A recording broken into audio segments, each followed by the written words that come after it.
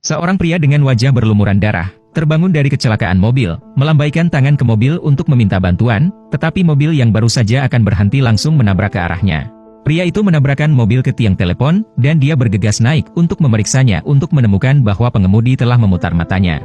Sudah jelas bahwa ia sudah mati. Dia mengambil ponselnya dan menelepon 911. Setelah ditanyai oleh polisi, dia sepertinya tidak dapat mengingat apapun dan menyadari bahwa dia telah kehilangan ingatannya. Sambil menyerahkan kartu identitasnya, ia mengetahui bahwa namanya adalah Kernan. Saat itu, ia mengarahkan matanya pada burung gagak yang mati yang juga memutar matanya. Karena ketakutan, Kernan melarikan diri. Dia tiba di pintu sebuah restoran dan baru saja masuk ke dalam ruangan ketika dia tercengang oleh pemandangan di hadapannya.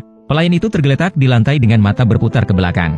Dia melihat sekeliling dan melihat seluruh restoran sudah mati. Apakah malaikat maut benar-benar merasukinya? Mencurigai adanya semacam virus di udara, Kernan buru-buru merobek bajunya dan menutup mulutnya saat dia buru-buru bersembunyi di rumahnya dan menutup pintu dan jendela. Ia melihat tetangganya yang masih berada di luar karena kebaikan hatinya, dan ia memperingatkan tetangganya itu untuk bergegas pergi. Tetapi ia mengira tetangganya itu memanggil dirinya sendiri. Karena penasaran, ia tetap berjalan ke atas. Dengan itu, tetangganya juga memutar matanya, dan saat itulah ia menyadari bahwa masalahnya mungkin adalah masalahnya sendiri. Ia mencatat kejadian hari itu dan saat ia serius mengangkat penanya, seekor burung gagak mengeong di luar jendelanya dan karena kesal, ia mengumpat burung gagak di luar jendelanya. Saat itu, sebuah ide muncul di kepalanya. Tidak lama setelah pria dan wanita itu berpisah, seorang polisi langsung memutar matanya. Semua polisi yang berada dalam jarak 9,9 meter dan orang-orang yang lewat yang menonton juga pingsan satu demi satu. Sang suami kemudian menyadari keseriusan situasi tersebut dan rasa bersalah dalam dirinya membuatnya memilih untuk tinggal dan menghadapi akibatnya. Pria itu membawa wanita itu ke sebuah kabin dan setelah semua yang telah dilaluinya, wanita itu perlahan-lahan mengembangkan perasaannya kepada pria itu dan dia berkata bahwa dia akan memberikan hidupnya untuk melindunginya. Hari itu, wanita itu menemukan buku catatan di rumah pria tersebut dengan informasi tentang wanita yang hilang di setiap halamannya. Yang lebih mengejutkannya lagi adalah bahwa saudara perempuannya sendiri, yang telah hilang selama lebih dari 1 tahun, juga tercatat di dalamnya, dengan catatan lengkap tentang bagaimana mereka dibunuh. Ketika ia membuka halaman terakhir, namanya tertulis di sana, dan jelas bahwa ia adalah orang terakhir yang akan dibunuhnya. Pada saat itu, kenangan tentang pria yang berjalan di tepi danau juga mulai muncul kembali. Ternyata adik perempuan wanita itu telah dibunuh oleh dirinya sendiri dan dia telah menenggelamkan mayatnya di dasar kolam. Ketika ingatannya hilang, dia teringat malam kecelakaan mobil itu.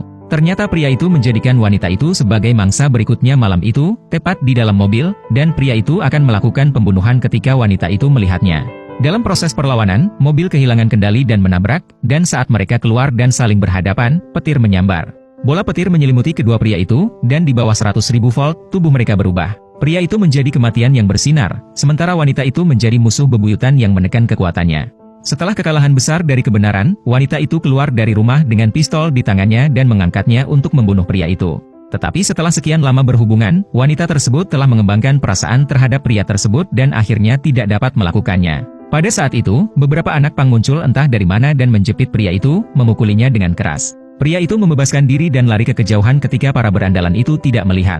Saat ia mundur 1 langkah, hanya 9,9 meter dari wanita itu, ketiga pria itu tewas seketika dan wanita itu tertembak secara tidak sengaja. Pria itu bergegas membawa wanita itu ke rumah sakit dan, melihat wanita itu menjauh darinya, pria itu akhirnya membuat keputusan untuk mengakhiri hidupnya sendiri sehingga tidak ada orang lain yang akan terpengaruh. Tidak ada yang lebih menyakitkan di dunia ini daripada petir yang mengubah seorang pembunuh menjadi orang baik, hanya untuk memberinya mantra pembunuhan.